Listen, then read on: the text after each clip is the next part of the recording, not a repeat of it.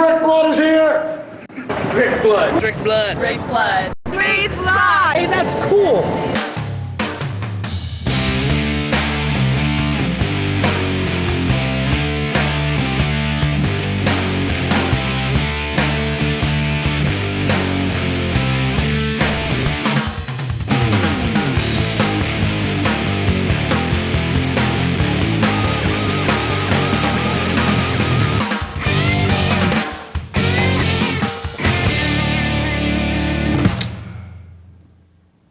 Hey, welcome to Unfiltered. Film our Stevie Wonder impersonation. So these are the new 3D glasses. It's really cool.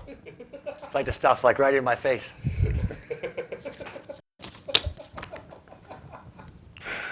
I guess to you, I would have looked 3D. But to me, you look 3D. We don't want to start. So much crazy stuff going on. Stuff far away. In Israel.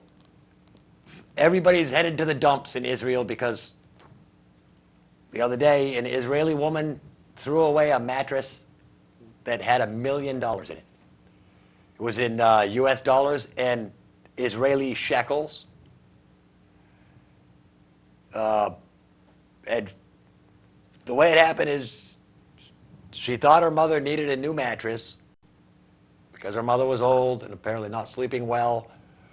So, to surprise her mother, she went out and bought her a new mattress and threw away the old one.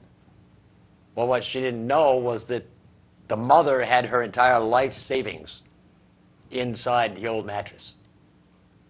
So now this lady is at some dump in Israel looking for this mattress. The dump manager says that it may be hard to find among the 2,500 tons of trash that come in every day. So, I don't know. Great treasure hunt, though. Everybody buy their tickets to Israel. Or maybe, that was too depressing, Korea. Florida. A fisherman in Florida, a commercial fisherman. Let me see if it says his name. I don't think it says his name. Oh yeah, Solomon. Captain Solomon, Rodney Solomon, hooked an air-to-air guided missile 50 miles off of Panama City in Florida, and he had it on his boat for 10 days. Before he came back to port on Monday near St. Petersburg. Bomb squad was called from MacDill Air Force Base and they dismantled the missile in an empty parking lot. They said the missile was very corroded from floating in the salt water for a long time and it was very unstable condition. Yeah. Meanwhile, this commercial fisherman out there toting it around on his boat for 10 days. That's how they make flaked tuna.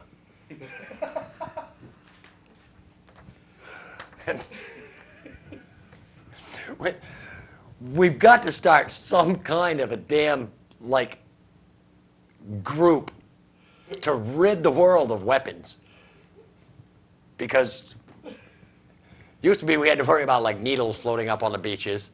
Now we're worried about live missiles that the fishermen are hooking instead of marlin. And in Germany, Berlin, Germany, a dog was out on a walk, came back up to its owner with a hand grenade in its mouth. A World War II hand grenade, still live. Authorities were able to defuse it before it went off. But it says a 40-year-old woman had let the dog off its leash near a stream on Sunday, and the dog came back with a grenade. I'm not saying this is why leash laws were invented, but, keep your dog on the leash, or he's liable to blow you up. Germany is still littered with unexploded Allied munitions more than 6 decades after the war. leading frequently to major evacuations when they're discovered in densely populated areas. Yeah. So, you know, if a bomb goes off in Germany, it's not necessarily a terrorist. Could be just something we left behind. Or the Britons or whoever. All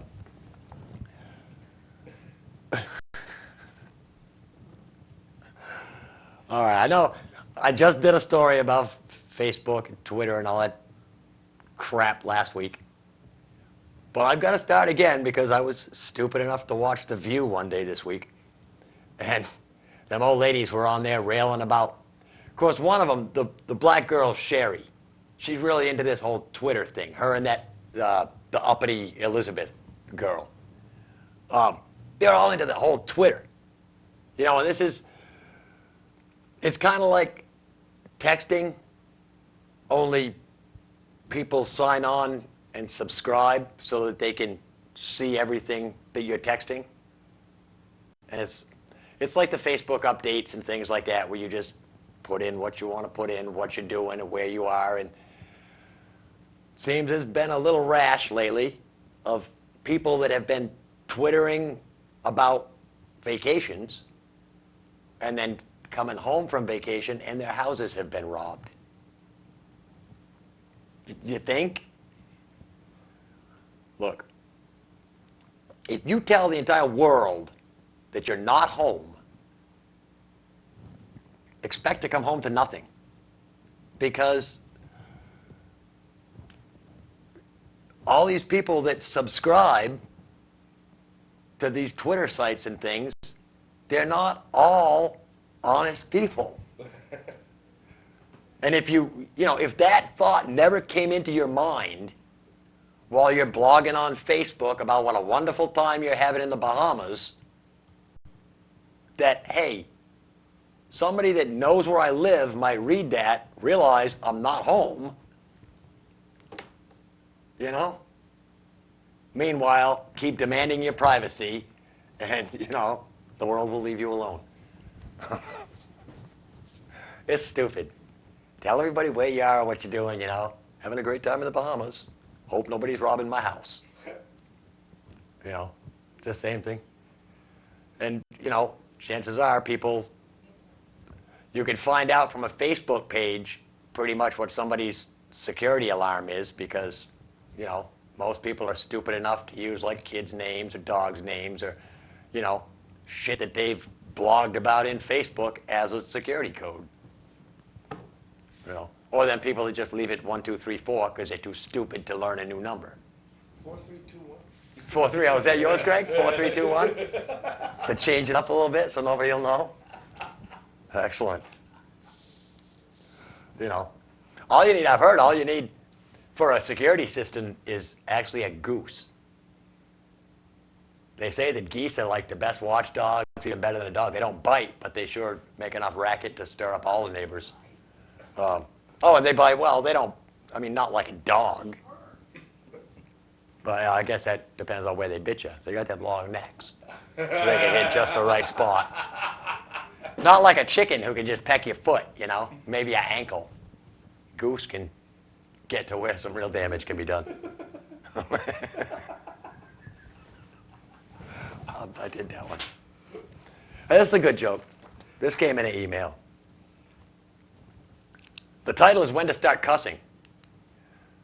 And it says a 6-year-old and a 4-year-old are upstairs in the bedroom, and 6-year-old says, you know what? I think it's time we start cussing.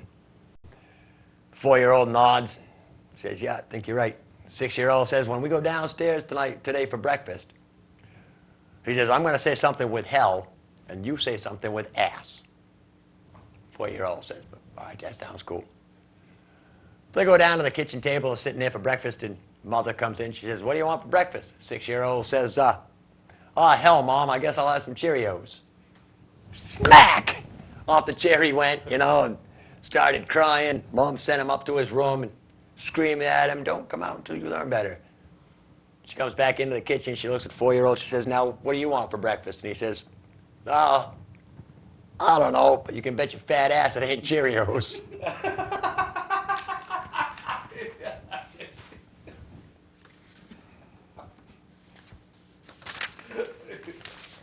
Email jokes. Some of these are long. This is some more of these how the fight got started jokes. One guy says, my wife sat down on the couch next to me as I was flipping channels. She asked, what's on the TV? I said, dust. And that was how the fight started. I did those two before.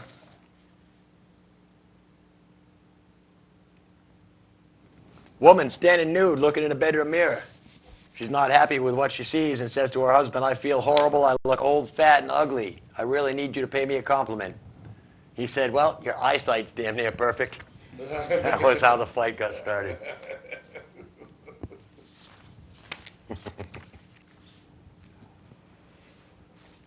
North Carolina.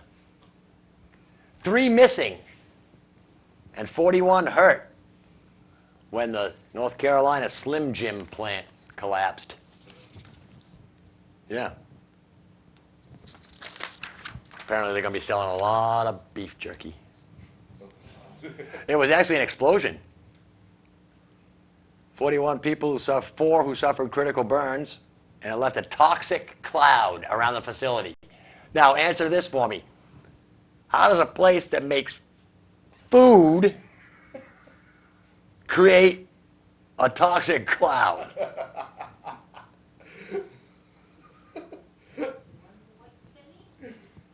I'm telling you, yeah. Oh, concerns about ammonia. Apparently that's, it's the thing that makes Slim Jim so addictive is ammonia. Get rid of the monosodium glutamate. Keep the ammonia. Just don't set them on fire. That's right. I don't know. 5 area hospitals were involved. 4 people had burns over 40 and 60% of their bodies. Which, yeah. Here's another burn story. Chrysler. Yeah. They almost had to liquidate. Luckily, they were bought out by somebody that knows cars. Fiat. They said, here's your problem. Your cars are too damn big. So that's what they're gonna start making smaller cars. Took an Italian to come to Detroit and tell them what's wrong with the cars. They're too big. You look at Europe. Small cars, billions of them. They all fit on the roads. Bigger the cars, the less you can have. See how it works? If everybody drove a Volkswagen, we could fit twice as many cars on the highways. And that's what's holding traffic up. These big cars take up the space of 2 cars. I mean, if you're sitting in a traffic jam, you'd be, that much closer if everybody had a car that was 3 feet shorter. I don't know. But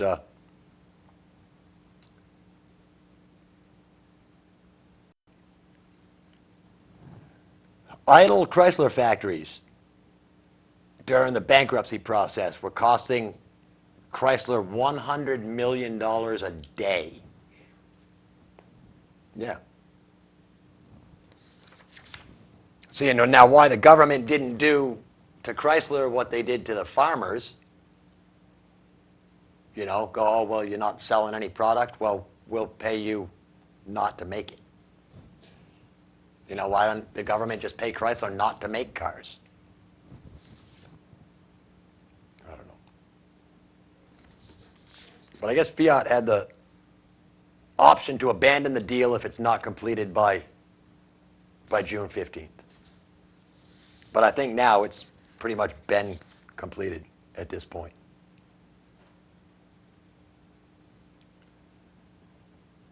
They're going to emerge from bankruptcy protection minus billions in debt, 789 underperforming dealerships, and burdensome labor costs.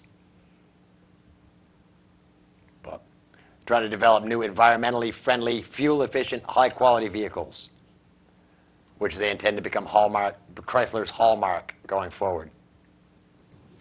Maybe they should just start selling Fiats. But maybe that wouldn't work. Let me talk about what I did today. It's been a long day. And it probably explains my hair. Everybody's going, wow, what happened to his hair? No, it's all still here. But I was at the Fire Training Academy over in Concord today, filming for an upcoming show that we're doing for the fire department. Keen firefighters all over there training hard on Thursday in the burn building, doing searching for victims, actual putting out fires. They were doing a lot of Scott Air Pack, buddy breathing exercises, and a great day. A lot of smoke in the building. I got yelled at a couple times for not doing the stuff I was supposed to be doing. Of course, nobody told me anything when I got there. I went with Lee today. 2 weeks, on the 25th, I go back to do the shoot by myself. But Lee was there just to basically get me up to speed on what was going on, what we were shooting, how we were shooting it. But I started shooting, and the fire guys started to go in through the door, and of course, when they opened the door, the smoke all billowed out, and they went in all suited up. And I went up to the door and got yelled at because I didn't have a fire hat on. And they were worried that, I don't know, maybe somebody was going to hit me on the head or something, because they've all seen my show. They said, you better wear a helmet around those guys. So I did. And one of them was nice enough to loan me his helmet. I believe it was Lieutenant Simons, or Simmons, Simon, however you say it. But that's what was written on the back. And I had to crank the thing like that. Huge head. But I had to like crank and crank and crank to get the thing to fit. Otherwise, the thing fell right down over my eyes. I did. I felt like a little kid with a big helmet on, you know. But it was great, and I got to hand it to those guys, man. It was warm. And next to the building, in the building, it was downright hot. And these guys, full gear, you know, training. Of course, and you really get to see the team aspect of everything in training, where you don't, if you just go and watch firefighters fighting a fire somewhere, you don't really actually get to see what they're doing, how they're doing it, why they're doing things the way they're doing it. But during this training stuff, you know, they're talking back and forth between each other. They're not, nothing is at stake. Because when they, I mean, you got to figure, when these guys go to work, whether they do something, I mean, it's in here, you know, if Bruce pushes a wrong button, gives us a luminant shot, or, you know, takes us to black and then not black, it's really no big deal. You know, if Jim's camera's out of focus or something, you know, it's just little, no big deal. When these firefighters go to work, it's life and death. And that's exactly what it is. You know, and these guys practice and practice and practice, and there's, you know, there's only one way to coil up a hose. There's only one way to coil up a rope. There's only one way that everything happens. And it's that way for a reason, because if it doesn't happen that way, somebody dies. Plain and simple. And it's serious. There's a lot of joking around that goes on, but when it comes to the task at hand, it is all dead serious. And even when these guys are in the smokehouse, it's almost like, as an adult, they have to get back that inside kid, you know, and use the imagination and put themselves into the mindset that this is training, but it's got to be just like real. Which is why they use real smoke. That was a second thing that I got yelled at about. There was a time in the morning they were dealing with real fire. So there's one room in the burn building that they start a huge blaze in. The smoke waft fills the building. And they go in and do their thing, and then they put out the fire. And then later in the day, they have a setup where they can use, instead of real fire and smoke, they can use like stage smoke from a fog machine. Well, they were switching over and starting to use the fake smoke in the afternoon, which is non-toxic. You can walk into a room that's completely, filled with that stage smoke and breathe normally. And it's not even like you're breathing smoke. Well, they were doing the buddy breathing stuff, where they split into 3-man teams. One guy went in, found a place. I don't know if they looked for, the most comfortable place to lay down or just, off in a corner somewhere. But one guy laid down, and then the other 2 guys would come in with a rescue bottle, and, they pretended the guy that was down, and they had to help him. Well, one group went in, and the first room when you walked through the door was the only place there was quite a bit of smoke in it, but with the door open, I had enough light to get in and shoot and actually get. Now, we shot all the stuff handheld. So the thing with handheld camera work is it's up close and personal. You have to be in close to film the action, but you don't want to be in too close to where you're in these guys' way. So I followed one team in, and I was filming, and somebody came to the door and yelled at the guy that was in the building that was in charge and said, "Your camera guy is in here without a breather, and there's still real fire in the next room over, and there's still real smoke." So I said, well, okay, well, nobody told me, and I just went out, Lee told me later on our way home. He says, "You came out of the building in like this cloud of smoke." And I guess some of the firefighter guys were making the comment that I'm probably used to breathing in a lot of smoke. almost like they know me. The funny thing was, I didn't recognize hardly any of them. So, but I mean, it was really cool, and it's going to be a fantastic show that centers on the technology that they use to train, and then we're starting to ramp up our involvement with the fire department, and I believe we're going to start putting out, whether they're monthly or seasonal, like public service announcements from the Keene Fire Department. So I mean, it's really great that our community involvement is getting bigger. So last night we did another healthcare panel discussion that was held over at the library and filmed that. So and next week is graduation. We're filming Selma Gundy. We're filming graduation. We're filming Luca.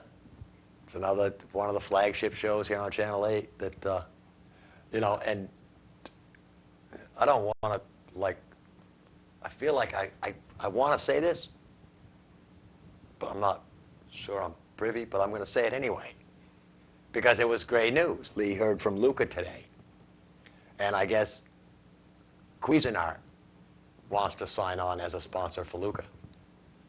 So, I mean, Luca's huge, and he's on PEG Media, and he's downloaded by, I don't know, bunches and bunches of public access stations. It's really a good thing. All right, yeah, I was going to go to camera 2 because I think it's all about time for crew call, Bruce.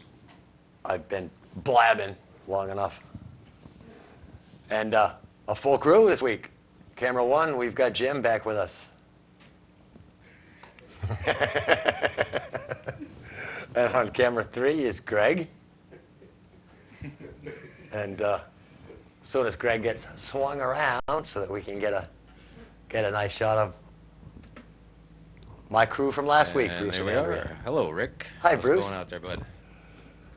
Things are going good, although we had to start taping. Steve Hooper was supposed to come over from the Sentinel and take some pictures as we were getting ready to film, and Unfortunately, yeah. He didn't show up? Apparently, they're going to try and do a story this weekend for us, but That's what I hear. oh A well. possible Such story is in the life. Sentinel on Saturday about Cheshire TV. So everybody, get your Sentinel and read about Cheshire TV. Very It's been a cool. while since they did, and it's funny because Lee said somebody had come up to him the other day, and oh no, he said it was I guess Jake Berry, who used to work for the Sentinel, used to have the Cheshire TV beat, and he was the one that did all the stories about Cheshire TV. Well, Jake Berry's gone now, and this other new guy's taken over, and I guess he called Lee last week or something and asked Lee about the financial situation. They didn't realize that, our financial situation had been taken care of and that we were just going strong now.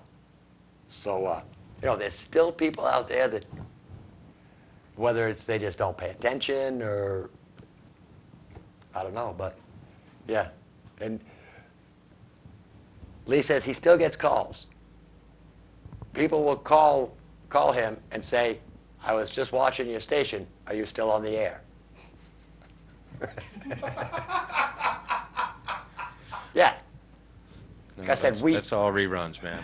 We don't do anything anymore. we are all retards to some degree. No, it's been a good week so far. Keeping busy at work. At least we're still working, so that's a good thing. Yeah, and Too many people are getting laid off, man. you're doing like huge overtime, right? Not huge overtime, but we got a little bit going on. Just trying to get stocked up and make sure we don't fall behind on product. So, I mean, people still need medications, need Oh, yeah. injections. So, that's a good thing. But pretty decent race this past week. I'll let Andrea fill everybody in on how it went, but it's kind of exciting. All right. So, Yeah, hi out there. We were at Pocono, and that usually is a pretty good race. And as usual, it was good, and it brought about a few surprises. The one of which was Tony Stewart won his first points race as an owner driver, so that's really exciting. And it's Bob's your uncle. I don't know why.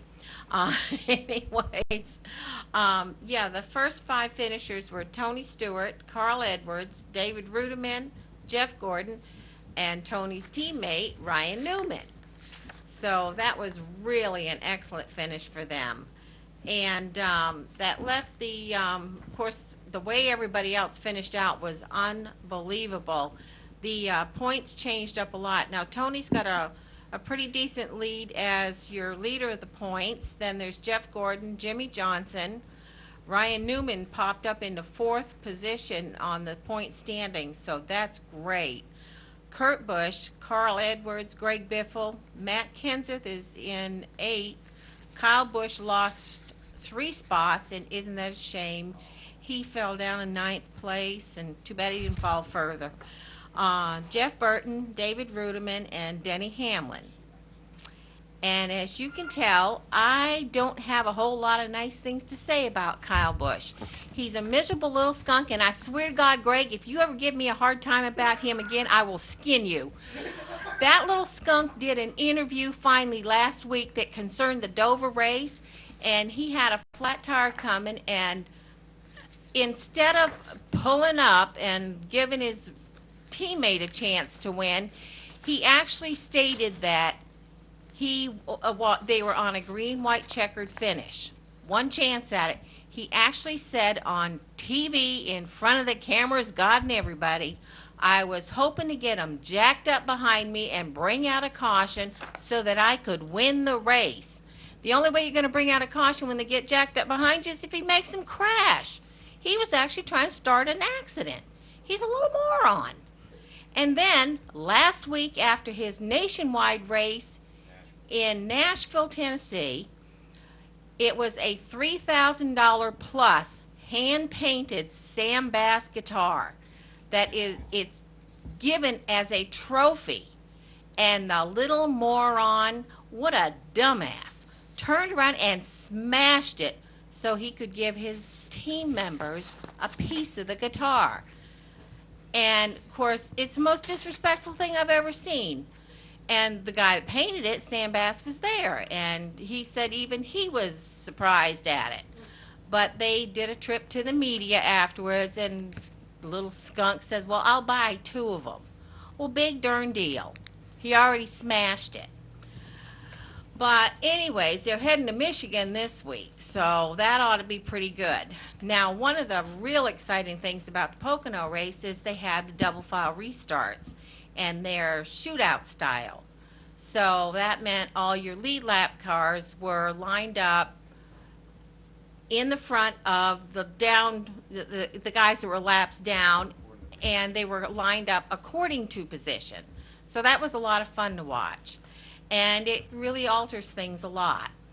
But that's going to play out for the rest of the year and probably for at least several years to come. Now, that's for every racetrack, right? That's for all the Okay. racetracks, yeah. They started at Pocono because they felt that would be the easiest one to start at. And it was a good place. But it's going to be real interesting when you get to some of your short tracks like Bristol and Martinsville. It'll make the New Hampshire race a lot more interesting, too. Yeah, it should make them all a whole lot more interesting. But, you know, when I was growing up, that's how they started them anyways. In fact, I think that's how they start most of them now around your local tracks anyways, or all your lead lap guys are starting in the position that they're in, and the down laps are behind everybody. Right. So, I mean, that's the way it should be. And if you're fast enough and you happen to get a lap down, you're fast enough, you ought to be able to get past them. But then there's only one other little piece, and it's a human interest piece. It's for all you ladies out there who just love babies. Matt Kenz's wife is having a baby in about another month. They do not know what the baby is. They don't care. But their decorator does. So the doctor told the decorator what they're having, and the decorator's been decorating their nursery. They have no idea what the nursery is going to look like. They have no idea what the baby is. The only one that knows is the doctor and the decorator. So it ought to be real interesting. I can't wait to find out myself now. But anyways, like I said, Michigan's this week, so it ought to be a lot of fun.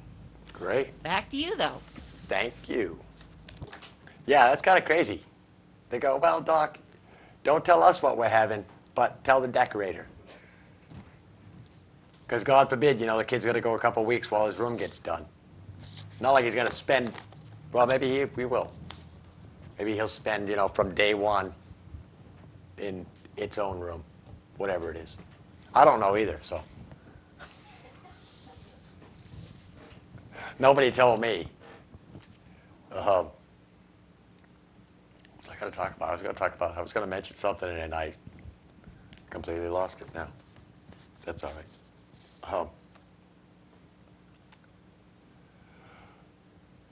This is stupid because I don't know. I'm trying to figure out. The headline is 10 big banks get the okay to repay $68 billion in bailout money. Apparently the banks had to ask, and the Treasury Department had to say okay to repay money that we'd given them. It says the banks have been eager to get out of the program to escape government restrictions, such as caps on executive compensation. Yeah. So all of a sudden it's like, oh, we don't want your money if our executives can't make more than God. I don't know. And the stress tests also. They're all worried about the stress tests. But I don't know. The amounts that the banks could repay, J.P. Morgan could pay back $25 billion. Morgan Stanley could pay back $10 billion. Goldman Sachs, $10 billion. U.S. Bancorp, $6.6 billion. Capital One, $3.6 billion. American Express, $3.4 billion. BB&T, $3.1 billion. Bank of New York Mellon, $3 billion. Northern Trust, $1.6 billion. And State Street, $2 billion. So I don't know. I could use a bailout, but nobody cares. I do have a beef to take up with the local media. The Massachusetts, I mean the network media. Story came about this week about an 88-year-old man who, actually it was on Wednesday, 88-year-old white supremacist named Von Brunn, who opened fire at the Holocaust Museum in Washington, D.C. Fox 25 News, Channel 9 News in Manchester are all reporting that this man had ties to New Hampshire. This is an 88-year-old man who spent 2 years living in New Hampshire. That is not ties. Please do not equate a murdering white supremacist with New Hampshire because he only lived here for 2 years. It doesn't shine a very good light on our state. Granted, we've got other horrible people that live here all their lives, but don't go insinuating this guy's, oh my God, he had serious ties to New Hampshire because he lived up north for 2 years. I believe he killed only one guy who was a security guard.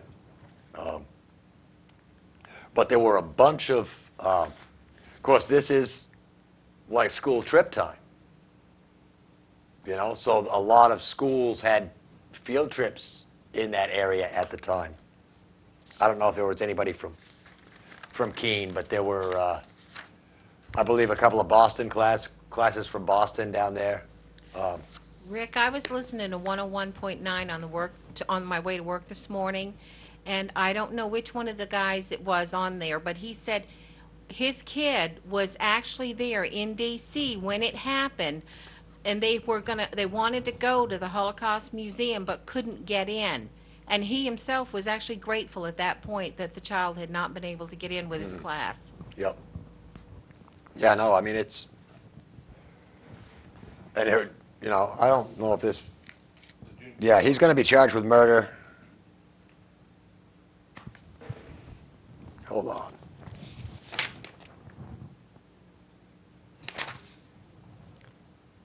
He's going to be charged with murder and killing in the course of possessing a firearm at a federal facility, which I guess is like murder. Well, it's an additional charge they can tack onto it that carries Now, it's weight. the same charge. It's the same damn charge. Just a different way of wording it. Well, he committed murder, but he was also carrying a firearm at a federal Well, yeah, but it's location, not. so that's two different charges they can hit him with. One of them should be enough to put him away for the rest of his life. Yeah, they're both capital offenses. He's not getting out. And hate crime charges are also possible. I mean, it seems like if you shoot somebody, that would automatically be a hate crime. So I'm pretty sure you just don't shoot people you like. The last time, I love you.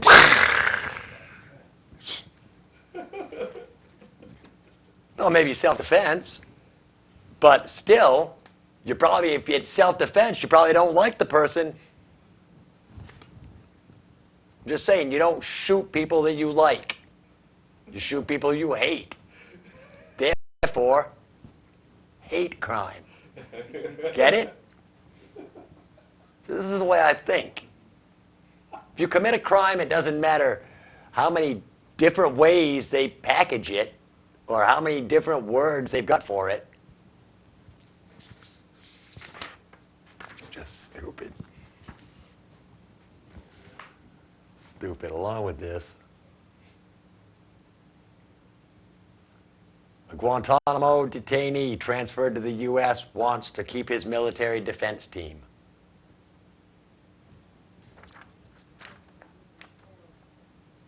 Apparently, I don't know. I wouldn't want to keep the military defense team. If I was a terrorist, I would want, I don't know, a lawyer that's defended mafia people or, Johnny Cochran. He's no longer alive, though. Oh, Johnny Cochran's not alive anymore? He passed away, I thought. Oh, I didn't hear that. I don't follow like the lawyer circles and stuff. But yeah, like the dream team that OJ had, those are the lawyers you want. You don't want. Seems like military lawyers, whether. I mean, I've watched JAG, You're screwed. and whether they're defending or prosecuting, they're still the U.S. military, and I don't know, but I guess. You want a sleazy lawyer. Yeah. I don't think we should have them in the United States anyway. We should have just. Nobody wants them, I guess. I know there's plenty of unused space out in the Aleutian Island chain out in Alaska. They could put them on an island like that. They'd probably build a boat and do something to disrupt the crab fishing, though. Blow up the Time Bandit or the Northwestern. Look, all them crab fishermen would kick their asses. That's another thing. I was watching that this week, and I'm just amazed at, like the size of the balls on those camera guys. Because bet your ass I wouldn't be out there in that weather with ice all around me and sea spray freezing to my skin and every, yeah, to die for the show. And as they're loading the guy on the stretcher, their only words were, "Did you get the shot?" Yep. Got the shot. But it damn near killed me. And one of the boats this week, the one with the guy that almost died, the Cornelia Marie, his whole crew was battered. They took a 40-foot wave and... Oh, was that the Wizard? They took the wave while they were trying to strap the tarp? Oh, okay, yeah. Yeah. That's right. It was. You're right. Okay. All right, yeah. That's still a great show. And Ice Road Truckers is back on. That's another camera job. Nope. Sorry. When you look out and Underwater cameras. the thermometer is like bottomed out, No. Sorry. And they've actually got a girl driver on Ice Road Truckers this year. Little tiny thing, too. But she seems cool. All right. Can we do the music now, Bruce? This week on the Mom's Tattoo musical interlude is Shadwell.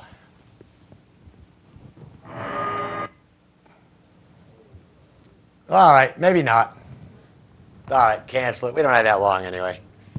And we played it. 15 minutes? Yeah.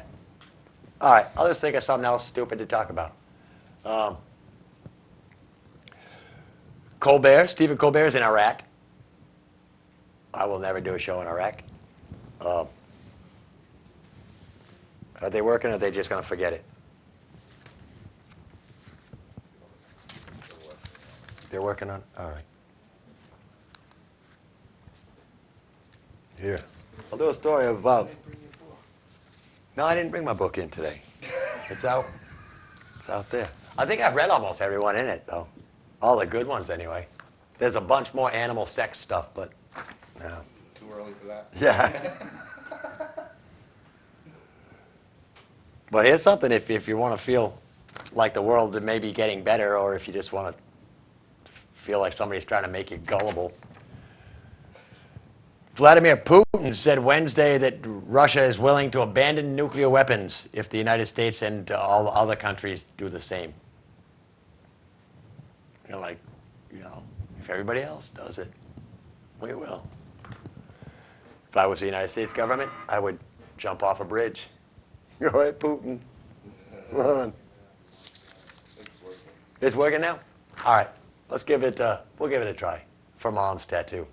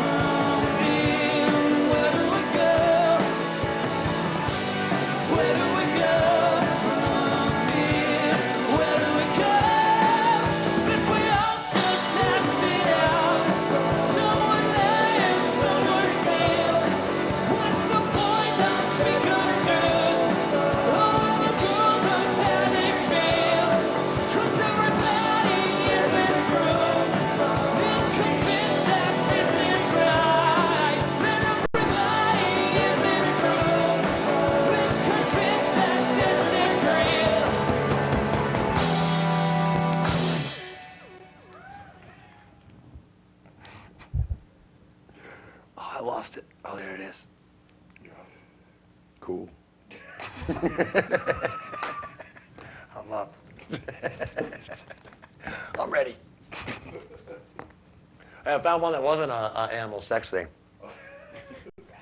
It's a pretty good one, too. In Malaysia, it is illegal for restaurants to substitute toilet paper as table napkins. And repeat offenders go to jail.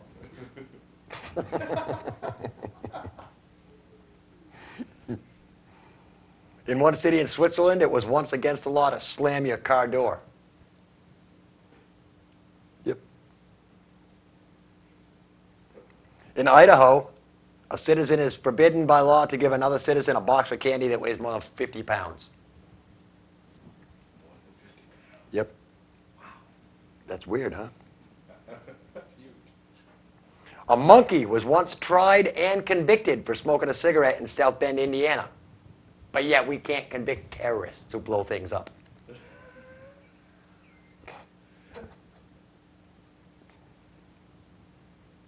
It is illegal to grow or sell pork in Israel. I didn't know that.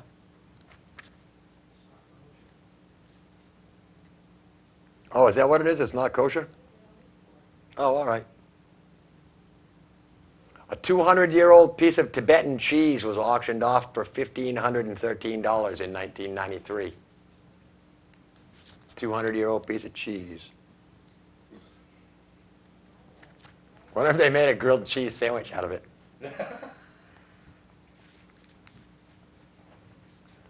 It's another one to show how times have changed. In 1900, census takers recorded a family as lower middle class if you had 2 or fewer servants. In 1954, boxers and wrestlers had to swear under oath that they were not communists before they could compete in the state of Indiana. Apparently, Indiana was way scared of communists. First aerial photograph was taken from a balloon during the Civil War. All right, now we'll get into some animal stuff. You know how I like animals. A female ferret will die if it goes into heat and cannot find a mate, which is fine with me because ferrets are just long rats, as far as I'm concerned. A leech has 32 brains. Yep, and the first medical use of leeches dates back to approximately 2,500 years ago.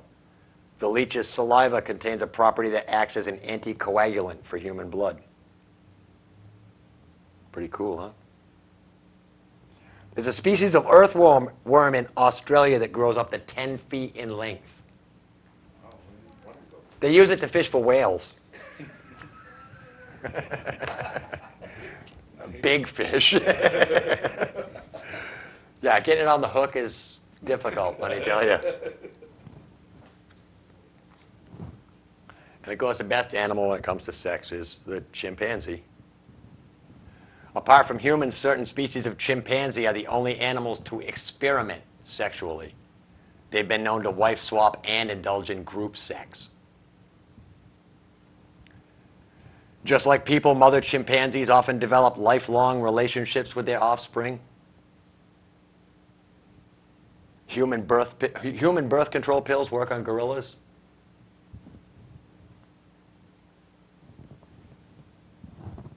And to warn off other males, the orangutans of Southeast Asia burp loudly to declare their territory.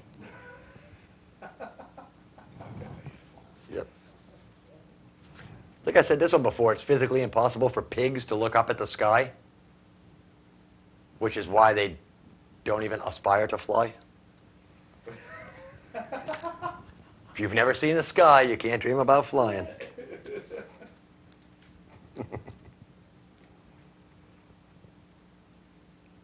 See, I've read most of these. South America's harpy eagles eat monkeys. That's right. So maybe the guy that wrote The Wizard of Oz didn't actually see a flying monkey. He saw an eagle carrying a monkey.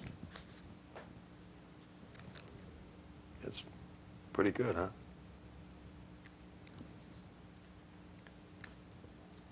Jaws. Jackals have one more pair of chromosomes than dogs or wolves. Who cares? There is no record of a non-rabid wolf attack on a human. So if you're attacked by a wolf, it's probably rabid. Yeah. Elephant is the only mammal that can't jump.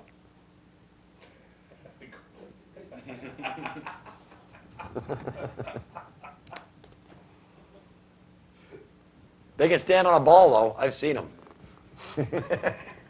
A beach ball. I've seen elephants stand on a beach ball. Nope, cows can't walk downstairs.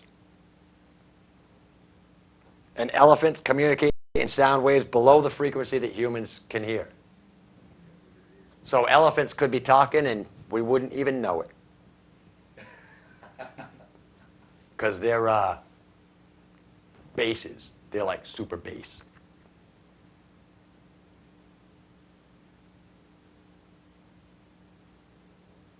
There have been more than 1,500 documented sightings of Bigfoot since 1958. Yeah, those people with a lot of drugs is right.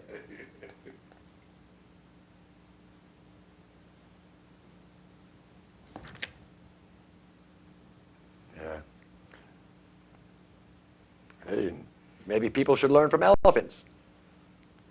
Because until they're 21 years old, the male Indian elephant isn't interested in romancing a female elephant. Bet you didn't know that. Next time you see two elephants hand in hand or trunk in trunk, you'll know that the male one is at least 21 years old. Otherwise, I don't know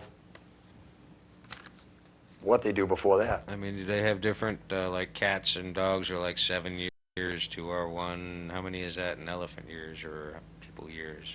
I don't know. Let me see if it says anything about elephants in here. No. What's the average lifespan of an elephant? It says they only get 2 hours of sleep a day. It does say that. It doesn't say how long they usually live. Do they sleep standing up or laying down? Because if they're laying down, I can imagine it must take them a while to get back up. Well, they got pretty strong legs. They wouldn't want to sleep for very long. The massive skeleton of an African elephant accounts for about 15% of its body weight.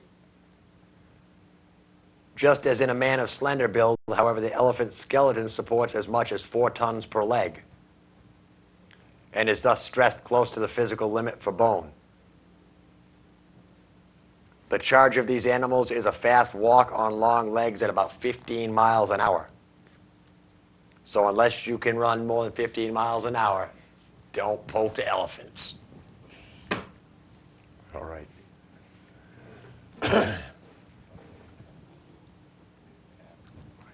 Cool. I had another joke I wanted to talk about, but I can't remember. Oh, well.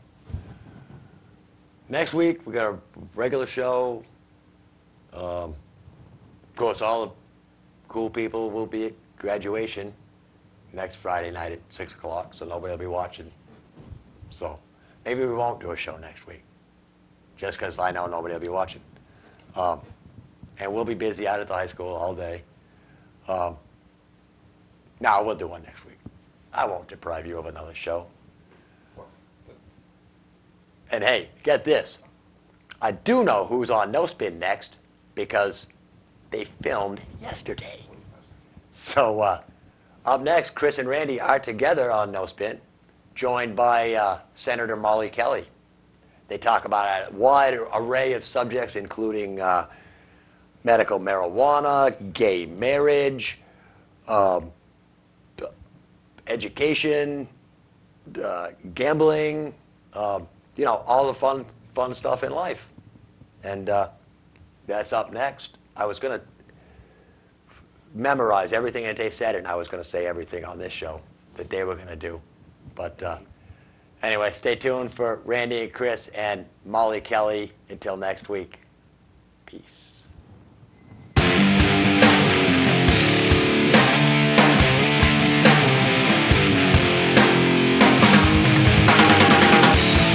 Stop. There are kids watching. That's no way to teach kids how to behave.